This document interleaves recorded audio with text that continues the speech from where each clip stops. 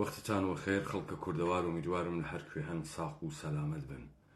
ئەو دیبەیتەم اختصاص داوە بە خوێندنەوەی مێژوویەک و چۆنیەتیە سەرهەڵدانە ئاخێزە کوردەوارە سەربەخۆ و موقعیەتێک کە ئێستا واینتەیە یان پێگەیەک کە ئێستا واینتەیە.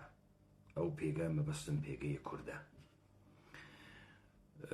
ئێمە دەهەگەلە کە لەسەر شکست و چکۆلەبوونەوە و مەراخ خواردن وەستاوین و کۆمەلگایەکی ژەڵژیاگی لە یەکترازیاگی هەزاران پارچەمان هەست و ئاخێزە کوردەوارە سەربەخۆ محاولەی کردگە تا حدودێک ئەمە جەمە بکاتەوە تەی ساڵان ڕابردوو بۆ خاترەوەی کە ئێمە مشەخەسی بکەین هەم بۆ یارانە ئاخێز هەم بۆ دوژمنانە کورد کە ئاخێز و ئاخێزیان چیان کردگە و لەگەڵ کیا ڕوبەڕووبووینەوە اتفاقاتە ڕابردوو ئەکەمە هەوێنە ئەم دیبەیتە. ئێمە شاهد بووین دووبارە وەکو هەمیشە کۆمەڵی اتفاق کەوت بەڵام ئاخێزە کوردەوارە سەربەخۆ لەسەری نەدوێ. یەک ئەو اتفاقەی لۆزان بوو، کۆبوونەوە و خڕکردنەوەی شانۆگەریە لۆزان،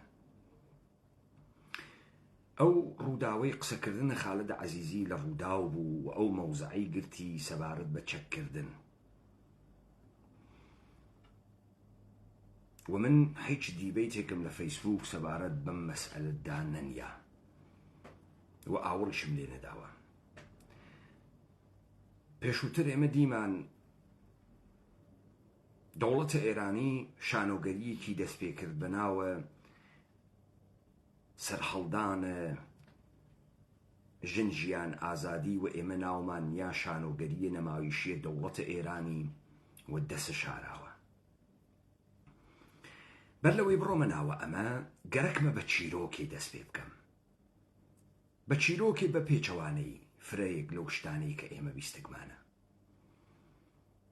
بزانن فرە کەسێ لەم دنیا مدعیە کە ئەتوانێت پێشبینی بکات.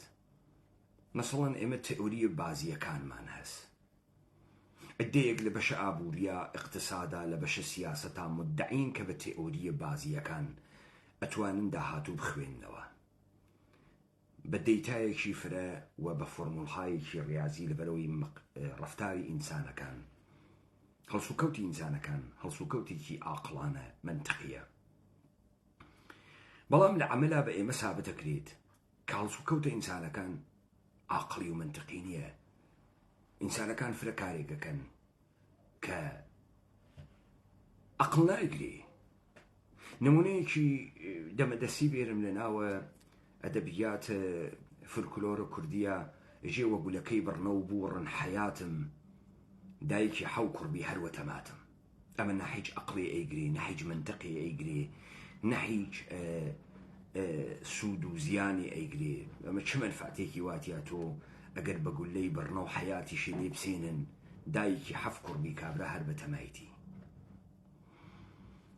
کەواتە من گەرەکمە ئەم نەتیجە بگرم و ئەمە بارهای بار ئیسبات بووە کە ڕەفتاری ئینسانەکان ڕەفتارێکی منتقی عەقڵانی نییە بە تایبەتی کۆمەلگای بەشەری. ئەرنست کاسیێریش کتێبێکی لە عیلمی سیاسەتا سەبارەت بە ئەم ڕەفتارە نائەقڵانیە لە ئینسانەکانە بەڕەسیەکان. من ئێوە عەودەت دەمەوە ئەم وڵاتە کە تیا ژیانەکەم. هەفتاکان اتفاقێک کەوت لە بریتانیا. ئەو اتفاقە ئەمە بوو: دوو حیزبی سەرامەدی بریتانیا بەناوە حیزبە لەیبەر و کۆنسەرڤەتیڤ هەر دەورە و یەکێکیان ئەبوو بە ساحێبە دەوڵەت، وای لێ هاتبوو ببوون بە شکڵ یەکتری. یعنی کۆنسەرڤەتیڤ بوو بە تۆزی سۆسیالیست، ئەم سۆسیالیستانە بوون بە کۆنسەرڤەتیڤ یعنی ڕاست، دەسەڕاستیە ئەفراطی. تا ئەمەی کە ساڵ 1975 دوای ئەوەی کە کۆنسەرڤەتیڤ شکستی خوارد لە حیزبە لەیبەر و کەڵەهان کابینەی تەشکیلدا، اختلافات کەوتە نێوانە حیزبە کۆنسەرڤەتیڤ. لحزب كونسرفاتيفا كحزب محافظة كاربيت وبيجي دسالات أشرافية نوينرا أشرافية بريطانيا ومجلس اللوردكان بريطانيا ودربكان بريطانيا بي لبريكا جنيك لفزاي بياغانا جنيك بناو مارغاريت تاتشر نلا بيجي أشرافية بريطانيا بلكو لبيجي طبقي مامناوندي وچين مامناوندي كنيشكي بقالي كي بريطانيايي بسرو لباسي كي وظاهري كي كالجني كي خاندارو كيوانوي مالي أكرد دركوت يكم كيشا حزب كونسرفاتيف كرتبو دقل مارغاريت تاتشر نبون مارغاريت تاتشر راستي كي تندروبو كغريبة بو بنسبة حزب كونسرفاتيف أشراف زانه بو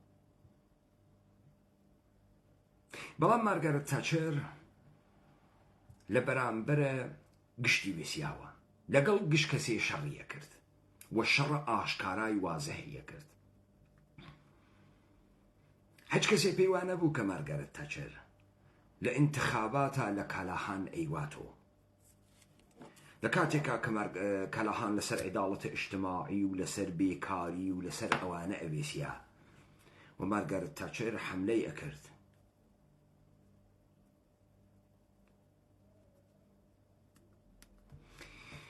وای پێ هاتبوو فرەیەک لەوانەی کە لە ناو حیزبە کۆنسەرڤاتیڤا بوون ئەترسیان لە مارگارێت تاچر و بەم نەتیجە ئەگەین کە ئێشێ مارگارێت تاچر لە ڕەهبەرایەتیە حیزبە کۆنسەرڤاتیڤ لابوون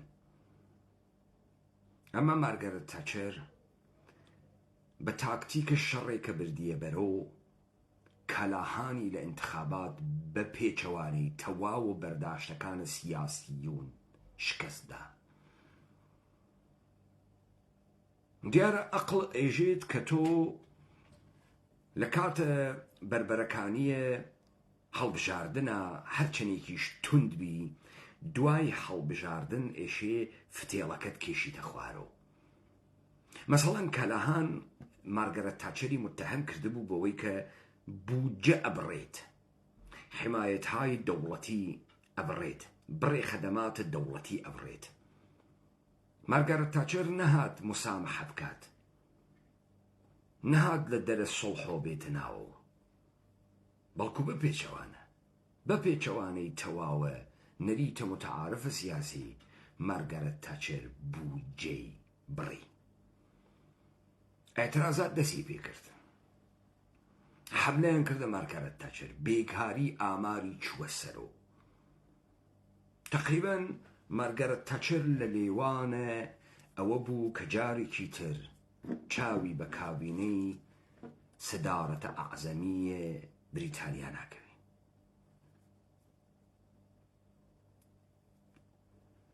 بەڵام 1982 کۆمەڵێ ژێنێراڵ و نظامیە ئارژەنتینی کە گەرەکیان بوو لە قەیرانە ئابوووریەکان ئارژەنتین و قەیرانە ناوخۆییەکان ئارژەنتین دەرباز بوون بڕیاریاندا بڕۆن جەزایرە فارکلەند بگرن جەزایرە فارکلەند هەنە بریتانیا بوو یادگارە دەوران ئەستعمار ئیستیشە لە تەمامە قسانوخاتە دنیا بریتانیا هەنووز کە هەنووزە جەزایری هەست لە تەنیشتە ئارژەنتینۆ کە ئیدعای جەزایرە فارکلەندیە کرد و 8,000 مایل لە بریتانیا دوورە نظامیانە ئارژەنتین پێیان وابوو کە دەوڵەتە بریتانیا خۆی لەم شەڕە نادا دوورە قەیرانە دەرونی هەست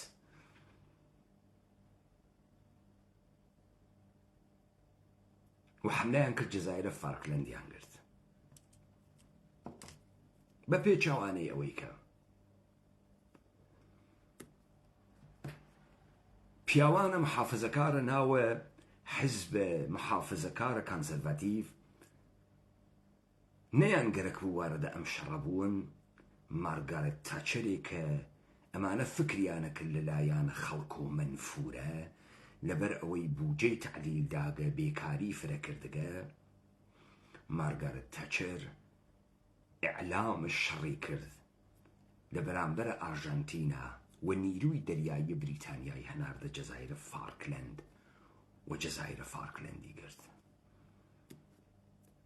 مارگارێت تاچر تەمام شەڕکەریەکانی نەک بەناوە دوژمنە خەڵک قەڵەمداد نەبوو، بەڵکە مارگارێت تاچر بوو بە بانووی ئاسنینە بریتانیا، بوو بە سەمبۆل و غورور بریتانیایی. تەمامە کێشەکانە ناوخۆی بریتانیا فەرامۆش کردیا و مارگارێت تاچر توانی تەمام ڕقەبای دەروون حیزبی خۆی فڕەباتە دەرەوە.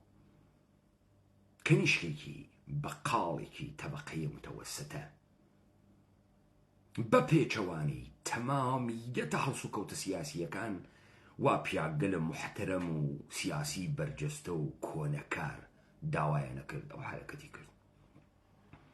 ئەوان مسامحە و زوانە چاپلوسانیان گەرەک و مارگارێت تاچر دڕ و مستەقیم دەسیەوەشاند، شەڕی ئەکرد و لە بەرامبەریان هاوێسیە. مارگارێت تاچر دوو دەورەی تر انتخاباتی لە حزبە لەیبەر بردو.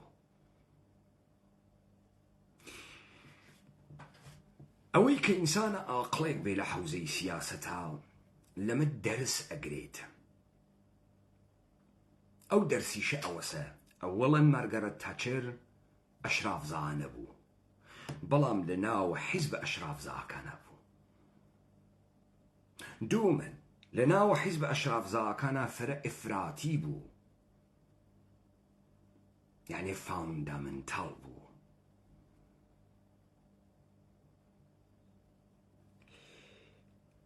بۆ مارگارێت تاچر توانی ئەو پێگە دروستکات، هەم لە قەبارەی ژنێک، هەم لە قەبارەی ئەوەی کە مەسخەرەیانە کرد، کالاهان مەسخەرەیە کردەی و ئەم ژنە جددی نییە، وەسە کەیوانووی ماڵێ، ئەمە کەی ماڵە سیاسەتە، لەبەرەوەی جلەکانی سادە بوو، لەبەرەوەی سادە لە باسی لەبەرە کرد، لەبەرەوەی وەکو ژنەکانە تەبەقەی ئەشراف کڵاوی نەیە کردە سەری 20,000 پۆند قیمەتی بێت. بەڵام بۆ مارگارێت تاچر بە پێچەوانە سەرکەوت چەندین دەلیلی بوو. یەک، مارگارێت تاچر قەت مسامحەی نەکرد. دوو، مارگارێت تاچر قەت نەڕۆشتە ناوی عیدەیەک ببێ بە لەوان.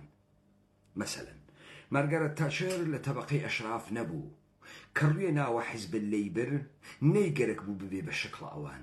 مارگارێت تاچر هەر مارگارێت تاچر ماوە، لە پەراوێز ماوە، نەڕۆشتە ناوە ڕاست، نەڕۆشتە ناوە ڕاست بازیەکە وەکو ئەوانی لێبێت.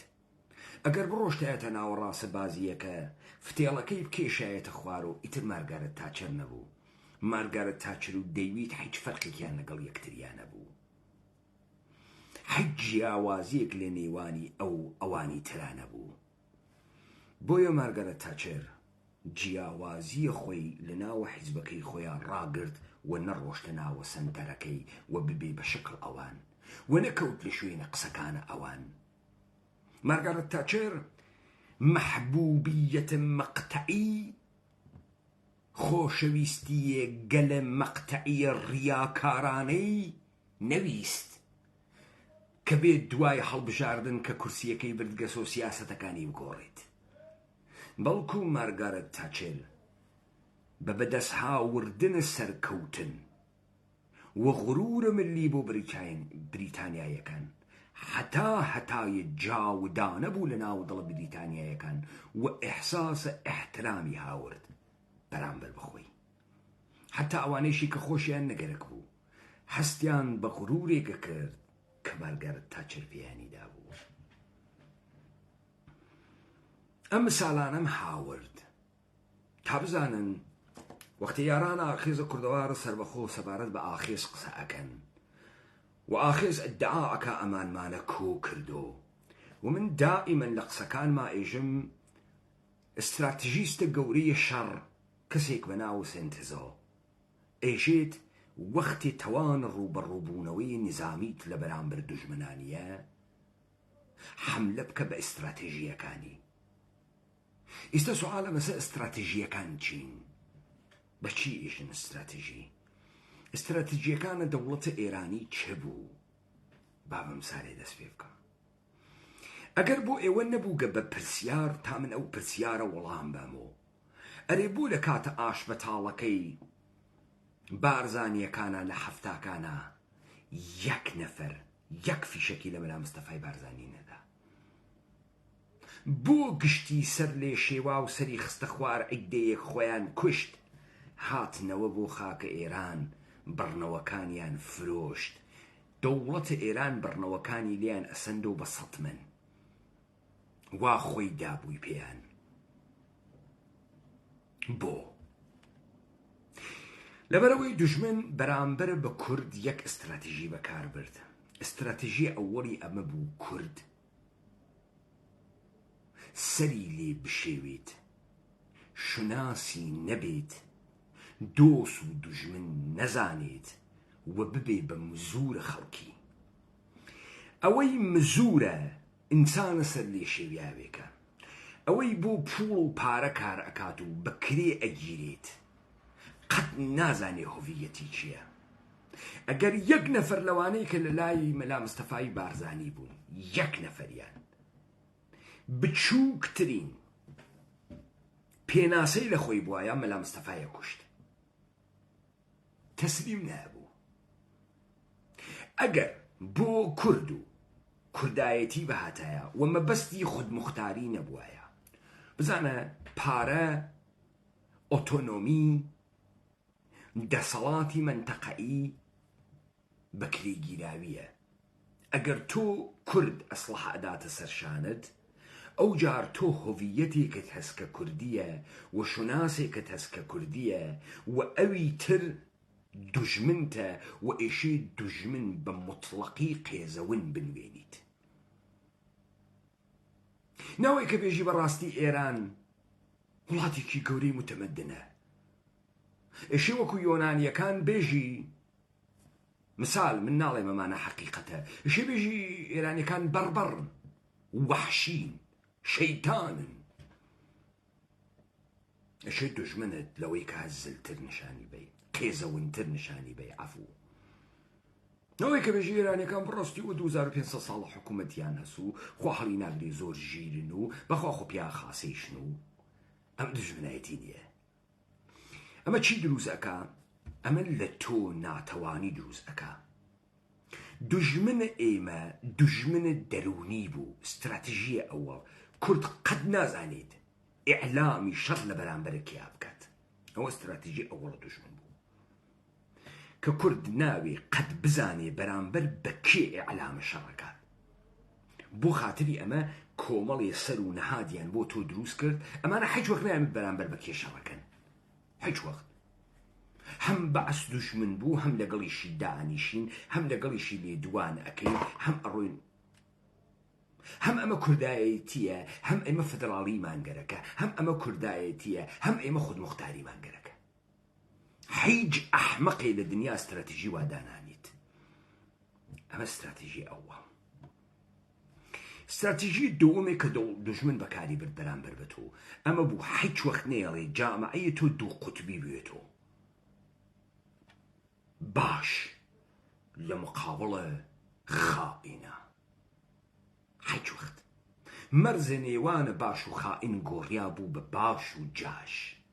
جا مەلا مستەفا بە جەلال تاڵەبانی وتی جاش، جەلال تاڵەبانی و ئیبراهیم ئەحمەد بە مەلا مستەفا وتیان جاش. ئەمانە هەرتکیان بە قاسملو وتیان جاش، قاسملو بە ئەوانی وت جاش. پارتی دای لە یەکێتی کوشتی وتی جاش، یەکێتی دای لە پارتی کوشتی وتی جاشە کلک زەردەکان. ئەوان وتیان جاشەکانە 66، ئەمان وتیان جاشە کلک زەردەکان. جامعەی کوردوار هیچ وەخت دوو قوتبی نەوە، هیچ وەخت. چون سنوورە نێوانە جاش و باش، هەروە کە سنوورە نێوانە دۆس و دوژمن دیار نەبوو، دیار نەبوو. ئەمە دوو استراتیژی مهمە دەوڵەتە ئێران بوو و دەوڵەتانە منتەقە بوو بەرامبەر بە کورد. ئەم پێژن استراتیژی و کۆمەڵی تەمهیدات لە پشتیا دروستەکە. یعنی کۆمەڵێ دەس و دایرەی هەست. ئێستا ئاخێزە کوردەوارە سەربەخۆچی کرد، حملەی کرد بە ئەم دوو ئستراتیژیە. استراتیژیە ئەووەڵ، ئاخێزە کوردەوارە سەربەخۆ هاتووتی نە دەوڵەتە ئێران زلهێزە، نە عەسر سارۆخە بە تەنهایی، نە سارۆخ بە کارتێ بۆ شەڕە چریکی، نە تۆ ئێشێ بە تانکە ئابرامز ئەم مردمە بشکێنیت، نە ئەوەی کە شا پاڵ پشتیمان ناکایە دەوڵەتێ پاڵ پشتیمان ناکە. ئەوەی هەڵدێرە وا لەبەر پێی ئێمە، وا لە ناو مێشکە ئێمە، وا لە ناو دەروونی ئێمە.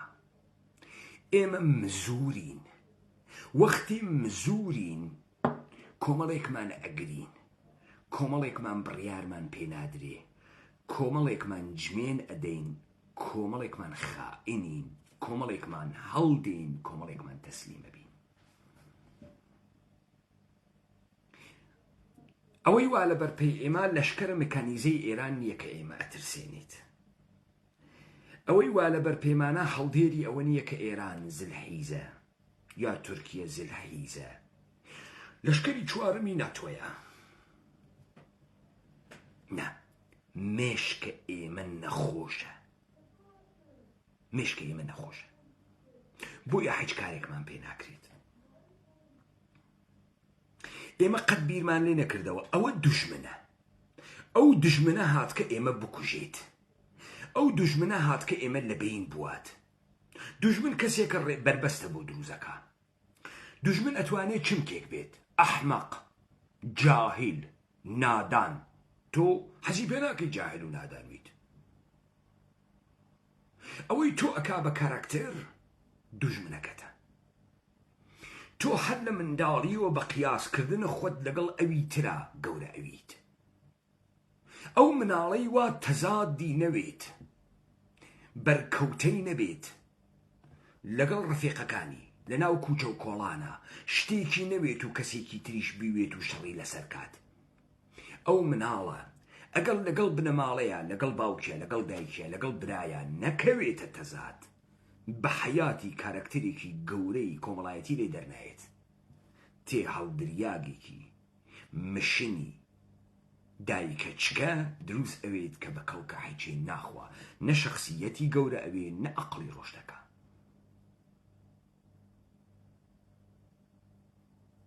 دوژمن باعث ئەوێت کە تۆ تەمامە تووڕەییەکانت بکەیتە سەری. دوژمن باعث ئەوێت تۆ دائیمەن ئاپدەیتویت. دوژمن باعث ئەوێت دائیمەن تۆ تاریفێ لە خۆت بکەیتەوە و ئەم تاریفە لە خۆتە بۆ دیگەرانیشی بیڵێیتەوە کە من کێم، ئەوە بۆ دوژمنایەتیم لەبەرەکات لەسەرەکە. بۆیە تۆ ڕۆژ بە ڕۆژ ئامادەیت لە بەرامبەرم دوژمنە بوێسی. ئەمما قەت بۆ کورد نایەوێت دوژمن کێیە. وتیان شەڕەکەین، کوردایەتی یەکەین، لە بەرامبەر کێیە؟ دەوڵەت دوژمنە کورد کێس؟ عەبدولسەلام عارفە، مەلەک فەیسەڵە 1 و 2، عەبدولکەریم قاسمە. وتیان دوژمن کاک دیکتاتۆرە سەدام حوسێنە. ئەی خۆ بەر لە سەدام حوسێنیش خۆ کوردیان هەرە کوشت کاکە. چۆن دوژمن بەس بووە سەدام حوسێن؟ بعد ئێوە چوونە خۆتان دەوڵەتە عێراقتان دروست کرد لەبەرەوەی نێژن دوژمن کێس. هەر ئەمانەی کە نایانوت دوژمن کێس وتیان مساڵحە خاسە، مسامحە خاسە، مساڵحە خاسە، مسامحە خاسە. با بزانن هیچ سیاسەت مەدارێکی سەرکەوتوو لە دنیا ڕێگەی مساڵحە و مسامحە ناگرێتە بەر. چون ڕێگەی مسامحە و مساڵحە تۆ ئەتوێنێتەوە لە ناوی خۆیان. تۆ لە فرەجێگەیەکە یەک دوژمنایەتیت گەرەکە، دوو لەگەڵ هەڵ دوژمنێکە ڕێ ناکەویت و ناکەوی ڕێ بکەویت.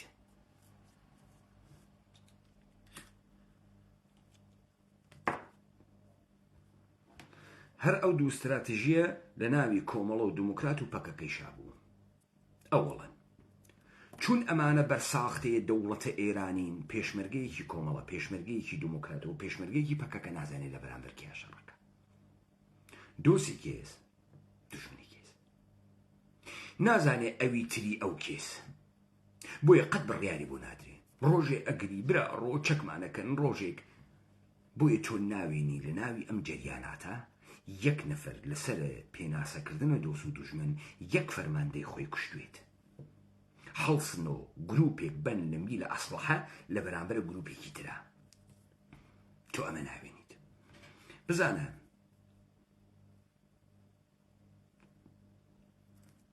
لەم تاریخە جەعلیە من چیرۆکدان بۆوە گەڕێنمەوە چیرۆک ئەم کابرا گزنۆفنی ناواوە بوو گەسۆ سەرچاوی تاریخنویسی داستانی تعریفەکاتەوە ئەم داستانە بۆ هەر کەسێک کە سەیاز بێ ڕەهبەر بێ فەرماندە بێ استراتیژیست بێت داستانە زۆر گەورەیەکە باسەکەن کە زەمانێک کە گویا ئەم یۆنانەوا لە ژێرە دەسە یەهودیانە کوورشیە کوورش فەرمان ئەدات یۆنانیەکان مزور جەمکەن چون نەوشیروانە برایی گەرەکیسی شەڕی بکات 10,000 نەفەر لە یۆنان ئامادە ئەوێ بێت بڕوات لە بابلا شەڕ کوورش بکات شەڕ براکەی کوورش بکات بە مزوریە کوورش یەکێک لەوانە گزنۆفۆنە دووشت ئەمانە ئەوە بۆ شەڕ یەکێ پارە و پول دوو هەیەجان گزنۆفن پولی هەست بۆ هەیەجان ئەڕوات ئەوێ تۆ مزور گەرەکیسیم شەڕە بوێنێ گەرەکیسی بابل بوێنێت ئەمانە تێن تا ئەگەنە بابل لە بابلا لەگەڵ سپاهە کوورشا قاتیەون لەگەڵ منم تاریخێژمی جەعلیە ها داستانەکەم گەرەکە لەو شەڕە کوورش ئەکوژرێت نەوشیروان ئەیواتۆ مزورە یۆنانیەکان ئەکەونە بەر تەهدیدە ئێرانیەکان ئەترسن وڵاتی خۆیان نییە مزورن و چووکنەسە بەرەیە کشکستی خوارگە لە شەڕی نێوخۆیە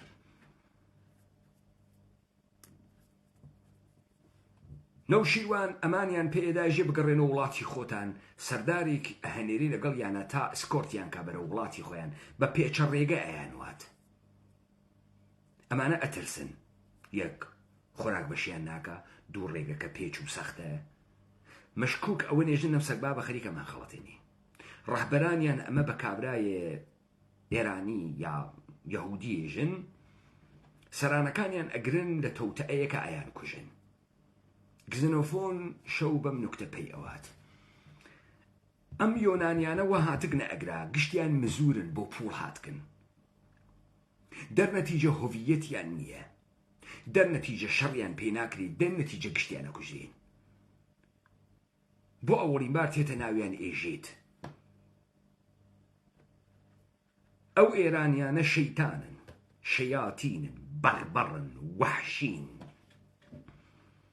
کێشەی ئەمە نییە کە بێژین ئەوانە خیانەتیان پێمان کردگە قسەی دروست ئەمەسە بێژین کە ئەوانە دوژمنە ئێمەن و ئێمە گەرەکیانە بکوژین و نابودمان کرد لەگرا ئێمە یۆنانین هەر ئەوانێنێ وا شەڕە ماراتۆنمان کرد ئەگەر ئەم کارمانە کرد یۆنانیەکی پاسیڤی بێعەقڵی خەسیاگی زەهنژەڵەژیاک ناگەهان وەختی جیهانبینیەکەی ئەگۆڕێت ئەبێت بە شەڕکەرێکی بتوانای قارەمانی مبتەکر ومتفاقە کەفێ ولەوێ ئیشارەکە شاخ و کێوەکان ئەم سەرزەمینە ڕێگەی بەرەپێی ئێمە نییە ڕێگەی بەرەپێی ئێمە مێشکە ئێمەس بەری پێمان کردگە چۆنیەتیە خوێندنەوەمانە بزانن ئەحزابە منتەسەبە بە کورد لە هەمان ئەوەی کە ئێمە پێناسەی خۆمانمان نەوێت و تووشە قەیرانە دەرونی بووین ئێشێ ئێوە نوکتەیەک بزانن یەک ئێمە لە دنیایەکە ئەژین کە دوژمنایەتی ڕوودەڕوو مستەقیم ناکرێت نایکەن ئەی شارنۆ تەنانە دەوانەی حەزە پێ ناکەن لە حەوزەی خوسوسی شاقەت لە سەبارەت بە تۆ قسە ناکەن گشتی بووگە بە سیاسی ئەی شارێتۆ بۆیە تۆ پۆلی دەسی ئەدەی کابرا دوژمنایەتیەکەی خۆی دەرخاوەتەوە بۆتی دەرناخە ولی ڕێگە گەلە جۆرا و جۆر مەوجودە تا تۆ ئەم دژمنایەتی دەرخی. دەوڵەتە ئێران دژمنایەتی ئاشکاراست. ئەمە دەوڵەتە ئێران ئەزانێت و دژمنایەتی ئاشکارا ئەناسیت. تێت دژمنایەتیەکی پیچیدەت بۆ دروزەکە تا تۆ نەیناسی. پازدارێکی ئەرتەشی ئێران جاش پازدارێک ئێژی ئەرتەشی ئێران زۆر بەقووەتە. ئێمە پارێزەرە سنوورەکانە ئێرانی، ئێمە پازدارە جمهوری ئیسلامی. ئەزان دانەی دموکراتیەژی چی؟ دانەی دموکراتیەژی ئێمە چارە ئێران ناکەین، ئێمە مستەراوێکمان پێ ناگیرێت. ئەزانم پەکەکەی ئێژی چی؟ پەکەکەی ئێژێ ئێمە هیچ دەوڵەتی نابود ناکەین، برا یەکگەلان. گشتمان نۆکەرە دەوڵەتە تورکیین، گشتمان نۆکەرە دەوڵەتە ئێرانی. ئەزان پارتیوێکی تێژن چی؟ پارتیوێکی تێژن کاکە سەر بەخۆی کورد خەونێکی شاعیران است. زل حیزەکان لە پشتانەون و دنیا لە پشتانەوێت و کوا بێت و کوا نابێت و ئەمانە گشتیان خەریکن چێژن، هەمان قسە ئەکەن کە ئەسکەرە تورکیکە، بەڵام بە زمانێکی تر، بەڵام بە دەمە قۆپان و جامانە. ئەمە چی دروزەکە؟ ئەمە فەزای شکست دروزەکە کە لە ناوە دڵە کووردا قەت دانەیەک پەیدا نەوێت پێناسەی دۆست و دوژمنکە. تا ئەم دەقیقەشە ئێوە نازانن دۆست و دوژمن کێس تا ئاخێزوتی. تۆ لە خۆت سوال ناکەی کاکە تۆ خۆت عێراقی تازە خۆت دروستە کرد، چۆن ئیستا هەڵەگەڕێتەوە ئێژی وەڵا ئەوانەی عێراق شۆڤینی؟ کاکە تۆ خۆت دروستە کرد. وەختی عێراق پیایتیا نەبوو نەوشیروان و مەسعود و جەلال چوون و عێراقیان دروست کرد. وەختی کەس نێزانی نوری مالکی کێس، وەختی کەس نێزانی قازی ئەلیاوەر کێس، کەس نێزانی مالکی.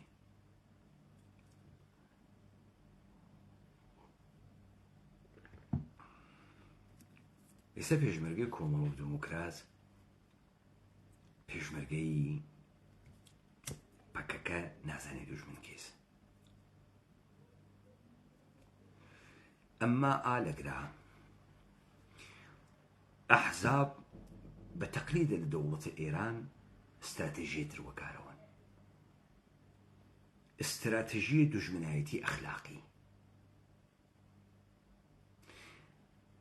استراتێژی دوژمنایەتی ئەخلاقی ئەمەسە کە تۆ متهم ئەکەن بە کارێکی نەکردە کە تۆ هەستە بە گوناحبوونە لە خۆت بکەی. وەکو چی؟ وەکو ئەوەی کە یەکسەرە بڕچتە بۆ کەنە مقدەس، پەرچەمە کوردستان مقدەسە، قازی محەممەد مقدەسە، کوژیاک مقدەسە، ئێمە مقدەسین، دموکرات مقدەسە، کۆمەڵە مقدەسە. تا تۆ ئەگەر دەم بکەیت و یەکسەرە بە گوناح ناکردە هەستە بە گوناح بکەیت، خوا هەڵی ناگری و دەئیستە من دەسم وا لە ناوە خوێنە و کەسەوا باوکی مردگە و براڕۆ و کێنانی باتووە و کاورا چووگە بۆ من مردگە و تۆ زاتم یە قسە بکەی. ئەمە استراتیژی دەوڵەتە ئێرانە. ئێمە ئەمیشمانە لە بین برد،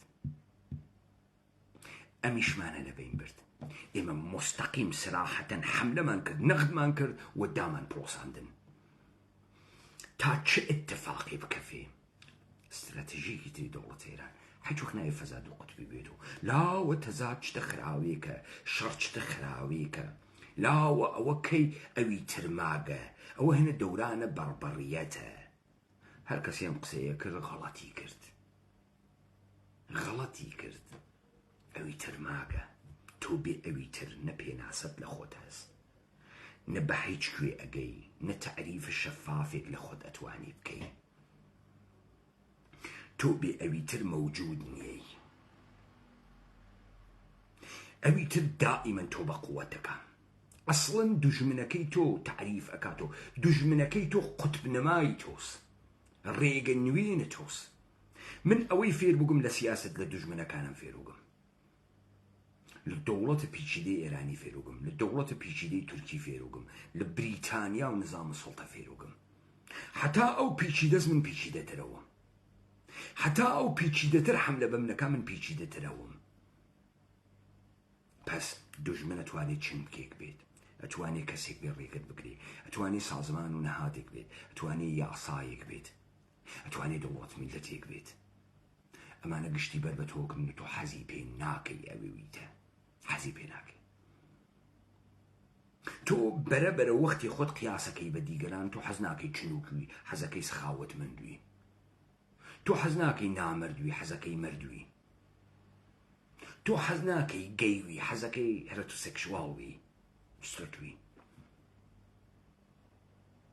تۆ ئەوی تر ئەوێنی خۆت هەڵەکێشی، لە بەرامبەر ئەوی ترا خۆت تعریفەکەی. تۆ لە دنیایەکا کە دیگەران بە تەمجیدێکی ڕیاکارانەتەکە یەکتریا کەوتکن، ئەمانە مشتی دروزن کە لە تەزاد ئەترسن وە گەرەکیانە شەک و دوودڵیە خۆیان بەن وە تۆ تا لە توی شێزنێتە دەرەوە. ئەمانە لە تەزاد ئەترسن لە کاتێکا کە ژیان سەرتاپای تەزاددە.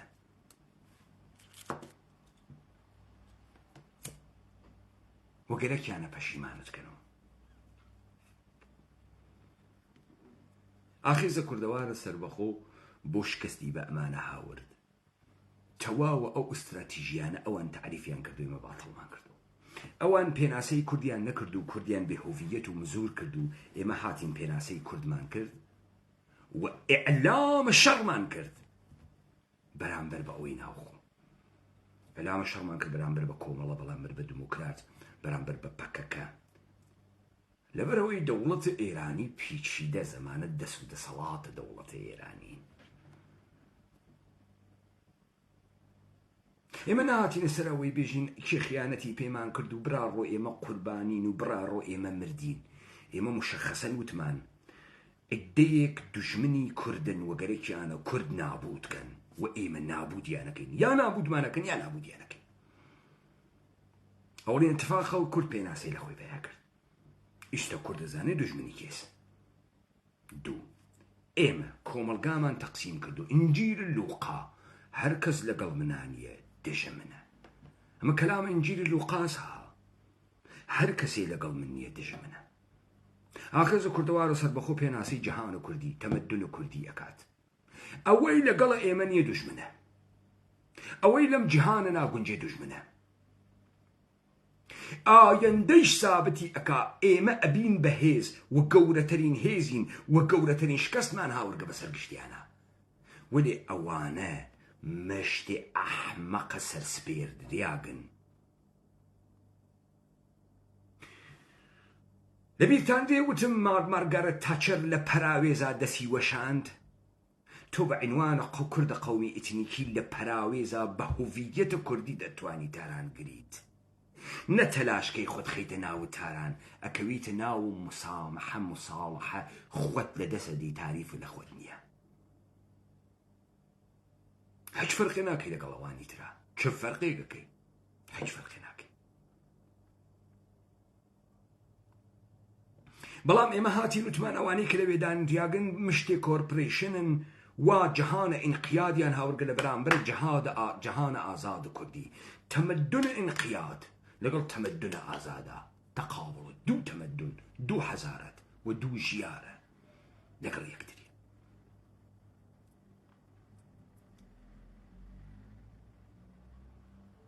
ئەوەی کە زریکەی لەمانە هەڵساندگە باتڵبوونەوەی ئستراتیژیەکانیانە، کەواتە من سێ ئستراتیژیم داڕژان لە بەرامبەریانە. یەک، ئیعلانە شەڕم کرد بەرامبەر بە دوژمنە ناوخۆی. دوو، کۆمەڵگام قوتبی کرد و کردم بە دوو جەمسەر، کورد ناکورد و دوژمنە کورد.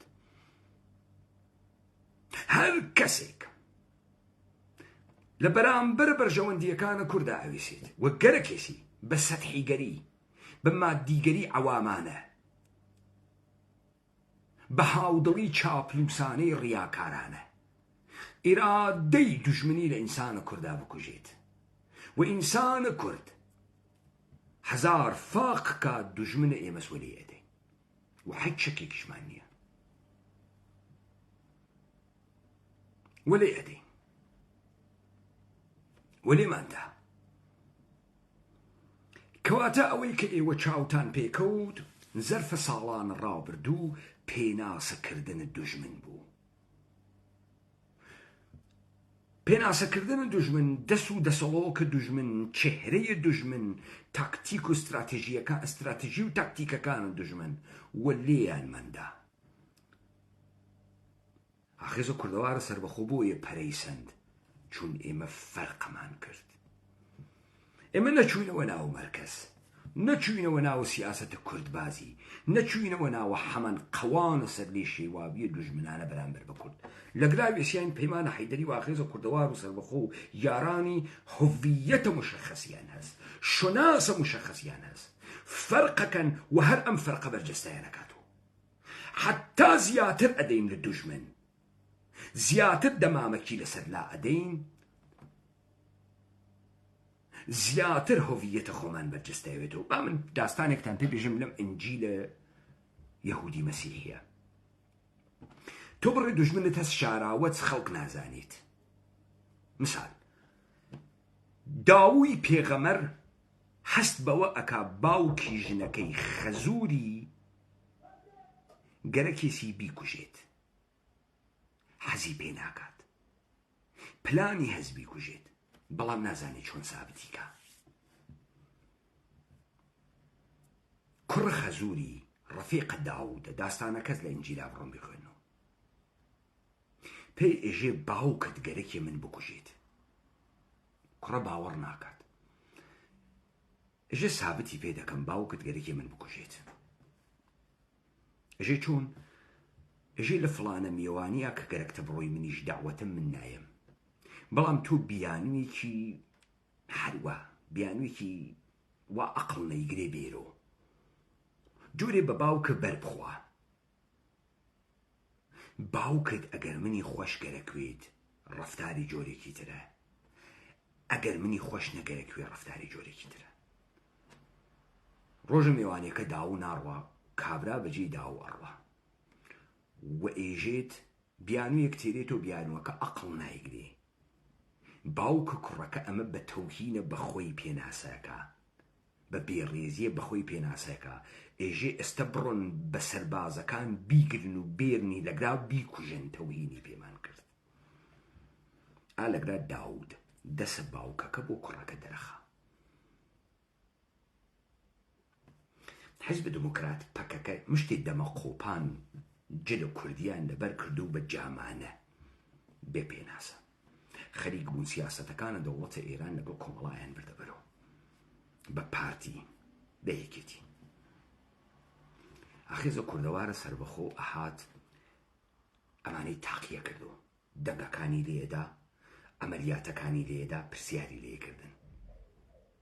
باشە ئەگەر تۆ پارێزەرە مەردمە کوردی بۆ لە کەرکووک دەرەچی، باشە ئەگەر تۆ پارێزەرە مەردمە کوردی کەی چوویت بەدڵ خەڵکە کووردا، باشە تۆ ئەگەر پارێزەرە مەردمە کوردی بۆ لەسەری فەرهەنگی شەهادەتی کەربەلایی ئێران وێزیاگی، بۆ هەر شەهید پەروەریەکەی و خوێن ئەڕژێنی، مەکتەبە حوسێن یانێ مەکتەبە خوێن ڕژاندن، شەهید پەروەری، تۆ بۆ هەر کوڵ خەڵکی ئەوەی دەی وە کوشت هیچ دەستکەوتێکە نییە. وتمان شەڕی گریلایی واسە، شەڕی گریلایی پرۆپاگاندای گەرەکە، سیاسەتی گەرەکە، پابلیک ئاپینیۆنی گەرەکە، یعنی ڕای گشتی. ئەم سێ بەشە ئاماجە خۆیسی ئەرێ سوالە ئێوە بۆ لە هەموو تەمەنی 70-80 ساڵەتانە یەک شەڕی گریلاییتان نەکرد ئەم سێ مەبەستە پیکی: پرۆپاگاندا، پابلیک ئاپینیۆن، پۆلیتیک، سیاسەت، ڕای گشتی، دیئایە. وەکو ئازمایشەکەی داوود ئێمە دەرمان خست ئەمانە بڕواڵەت دۆسە ئێمەن، لە ئەسڵا لە ناو دڵیانە گەرەکیانە ئێمە نابودکەن، بە ئێرانی خوازی، بە فدراڵ بازی، بە نەبوونی شوناسە بۆ کورد، بۆ تاریف نەکردنەوەی دوژمن بۆ کورد، بۆ بە دوو قوتبی نەکردن جامعە. ئێمەمانە دەرخست. کابرا پێی وابوو ئێمە مەسەڵەن حەزەکەین بە قیافەی خالد عزیزی باسی لەسەرەکەین کارێکی ترکە ئێمە کردمانە مەسە وەختی تۆ تەکە دوژمنە پیچیدەیە کار ڕوبەڕوویت ئێشێت دەست بۆ وەهم نەوەشێنی مەسەڵەن پەکەکە دەست بۆ وەهمەوەشێنی ئای پەکەکە تۆ لەگەڵ کێ دوژمنی لەگەڵ مۆدێرنیتەی کاپیتالیستی چۆن شەڕە مۆدێرنیتەی کاپیتالیستیەکەی وڵا ڕۆم عەشیرە گەرایی دروزەکەمەوە جدەن وەلی پەکەکەی لەگەڵ یەک سرنگیەکە تەمام ئەم مۆدێرنیتەیە کاپیتالیستیە کۆکردگەسۆ لە ناوی یەک شخص دوژمنایەتی یەک شخصەکە بۆیە تا ئێستا توانی گێسی خەڵک لەگەڵ خۆیان ڕاگرێت ئەو عیدەی خەڵکی سنە و کرماشان و سلێمانیە ئەویش کێس ئۆردۆغانە ئێمە چیمان کرد ئۆکەی دەوڵەتە ئێرانی دوژمنە ئێمەس دەسوود دەسەڵۆکی هەست ئێمە هاتین تەکتەکت دەسوود دەسەڵۆکەکانمان جیا کردو هەڵسوڕاوانی کۆمەلگایە مەدەنی یەک ئەحزاب و منتەسب دوو کەسایەتی های دروستکریاگە بەرجەستە سێ سلبریتی چوار جا حەملەمان کرد بە هەیکەلە ئینسانیە تەکتەکیان لە قوتبالدینە سادەقی گرتگە تا هادیە زیائالدینی ئێمە هاتین حیزبی دموکراتمان نەکرد بە تەوەهمێک و 5,000 شەهید و ئەم کارمانە نەکرد مستەقیمەن دەستمان وەشان لە مستەفای هیجری گشتماندا کنارە و مستەفای هیجریمان گرت هەرچی پرتەپرتی کردامان لی عەبدوڵڵای موحتەدی هەرچی پرتەپرتی کردامان لی ئێمە دەست بۆ دوژمنی ئاسمان ناوەشێنین دوژمنەکە تێرینە سەر زەوی تەجەسومی پێدەین و حەملەی پێکەین بۆ لەبەرەوەی دەوڵەتی ئێرانی تەمامە حیزب دموکراتی داگەسە دەسە مچەی هیجری و 12 نەفەر بەی لە مچەی هیجری یا حیزب دموکرات ئەوێ بە هێزێکی ڕادیکاڵ وە تۆ ئەیوێنیت و پێناسەی خۆی ئەکات یا ئەتوێت وە ڕاپەیکاری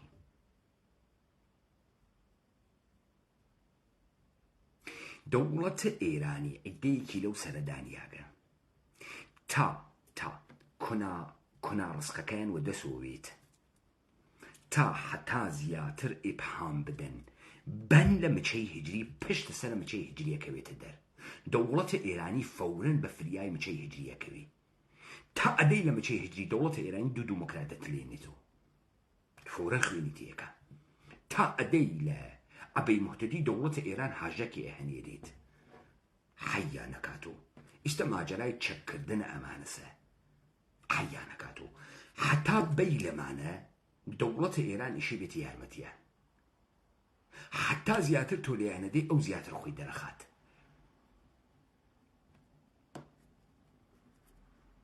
کابرای ڕەوانشناس لە ئەمریکا گەرەکی و فەسادە ناوە مەدارسە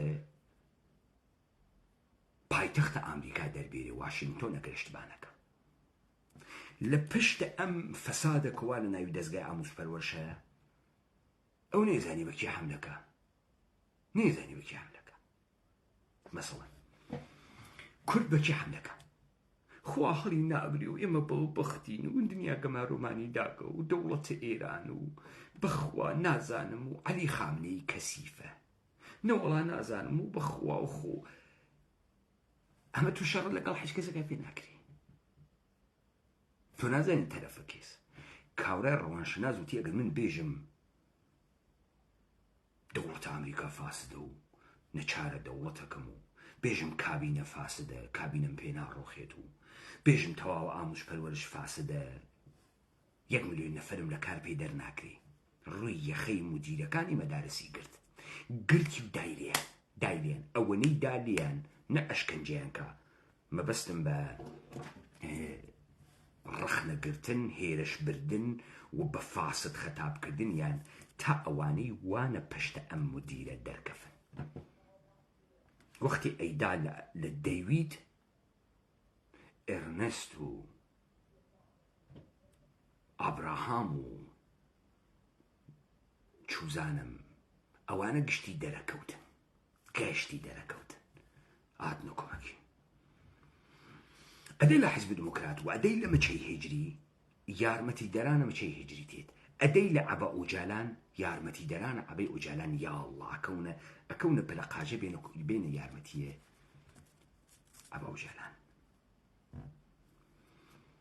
ئەمە تەواوە ئەوانە بوو تا ئەم مەقتەعەکە من وتم کە ئێمە بەرامبەر بە ئێوە کردمان ئێمە ڕۆژ وە ڕۆژ گەورەترەوین ئێوە پێتان وا بوو بە تەخریبکردن و استراتێژیە دوژمنیە ئەخلاقی دەمە ئێمە کوتن ئێوە نەتانەزانی من ئامدانە لەوێ وێسیاگم یەک چێرە گومنام خەریکم لێتانەدەم تێمە بەرەو لێتانەدەم تێمە بەرەو من حەساوم بۆەوە نەکرد دوودانە ئەحمەقی دەوروبەری تۆ دەمم بۆ پانەوە بکات و حەزم پێ بکە من سەرکەوتنم گەرەک بوو مەحبوبیەتم گەرەک بوو لە عمەڵە پی سەرکەوتنێکا کە بەدەستی تێرم فەتحێکا کە ئیکەم هیچ ڕابردوویەکیشم بۆ خۆم دانەنیاگە ئەمڕۆ فەتحەکەم بەیانی فەتحێکی ترەکەم ئەمڕۆ فەتحەکەم بەیانی فەتحێکی ترەکەم وە تۆ ناتوانی دەسی من بخوێنیتەوە چون من یەک تاکتیک بەکارناوم تا ڕۆژ ئەڕواتە بەرەو تاکتیکی تر بەکارەوە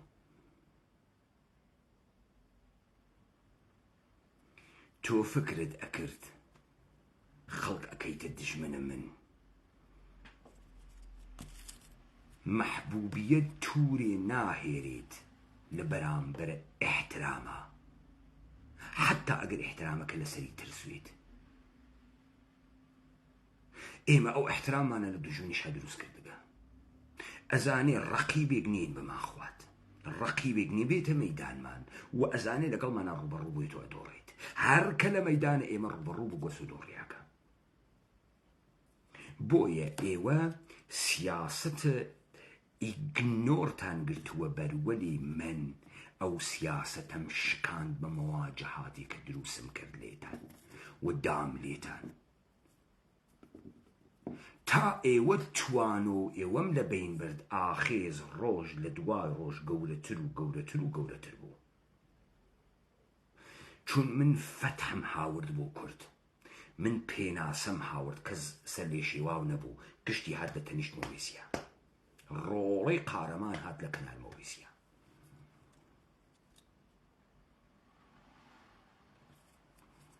ئەو شانۆگەریانەی وا لە لۆزانە کردان و قسەکانە خالەی عەزیزی تەواو بوونێوە ئێوە تەواو ئێمە و دەوڵەتانە منتەقە ئێمە و نظامە سوڵتە هەر میزان دوژمنە گەورەتر بێت شەڕێک کە ئەیکەی جەزابترە بابزانن من لەگەڵ نظامە سوڵتە دەرکەفتگم ئەگەر شکستیش بخۆم خەڵکی ئەحترامم بۆ دانێت چون دوژمنە گەورەیەکم انتخاب کردە نەڕیگمە مەیدانە هەر سەگ و سووتگێک من تەمامیەتە دەوڵەتە ئێرانی هەڵەکەنم نە عەلیە خامنەی ئەگەر لە هەڵکەندنە تەمامیەتە دەوڵەتە ئێرانی یەک دانەی شکست بخۆم خەڵک کڵاوم بۆ هەڵەگرێ سرە تەعزیمم بۆ دانێت لەبەرەوەی ئەگەر ئەو مەیدانە شکستەیش تەجروبەم کرد مەیدانە گەورەیەک بوو ئەمەیدانە دوژمنە گەورەیەک چووم گەورەیە دوژمنت گەورەیە تۆ دەرەخە